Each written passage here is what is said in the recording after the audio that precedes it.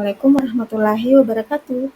Berjumpa lagi dengan Ibu Sri di sini yang akan memberikan pembahasan serba-serbi seputar komputer.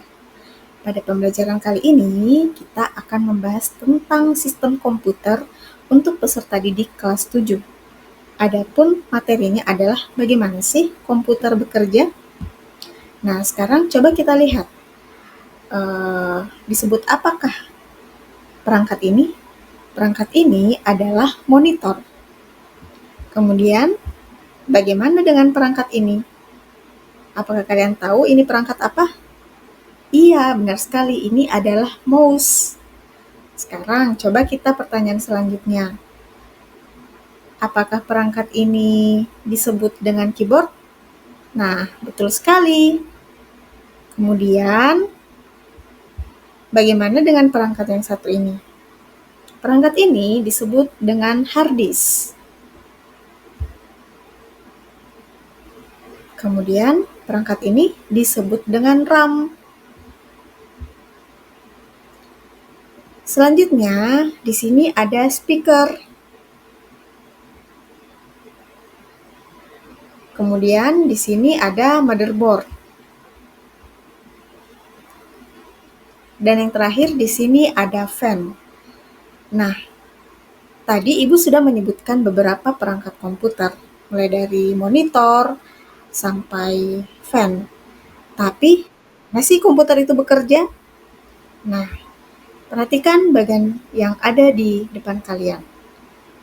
Komputer bekerja, analoginya seperti memasak.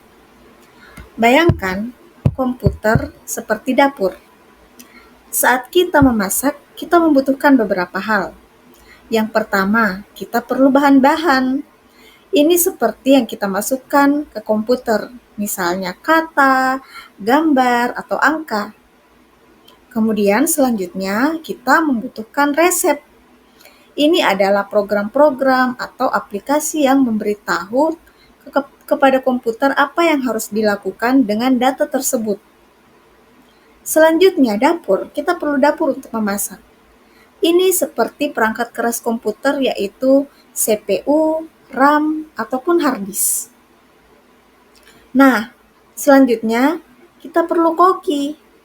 Ini adalah bagian dari sistem komputer yang mengelola semua komponen komputer dan menjalankan program.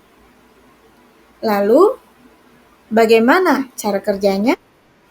Pertama, dalam hal input, kita memasukkan data ke komputer melalui perangkat input, seperti keyboard, mouse, ataupun scanner.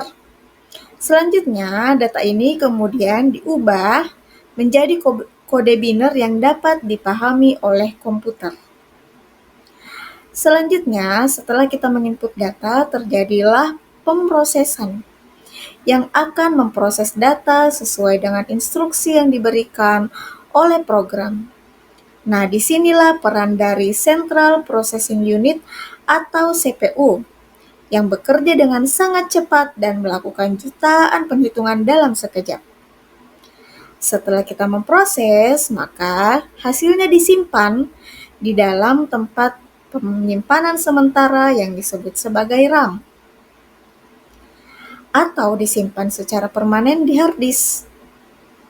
Nah, setelah itu ditampilkanlah hasilnya pada proses output.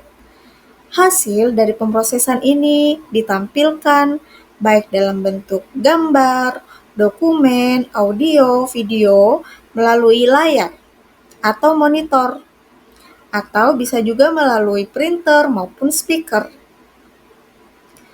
Nah, misalnya kita mengetik sebuah kata di dokumen. Inilah hal yang terjadi.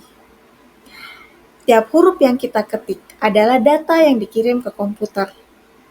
Selanjutnya, CPU mengubah data tersebut menjadi kode biner dan menyimpannya di RAM. Penyimpanan kata yang kita ketik ini dilakukan di dalam dokumen pada hard disk. Selanjutnya, setelah itu, kata tersebut akan muncul di monitor.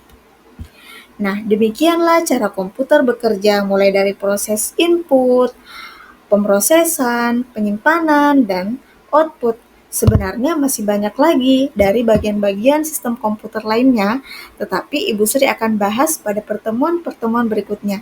Terima kasih telah menyaksikan dan semoga harimu menyenangkan. Sampai jumpa lagi. Assalamualaikum warahmatullahi wabarakatuh.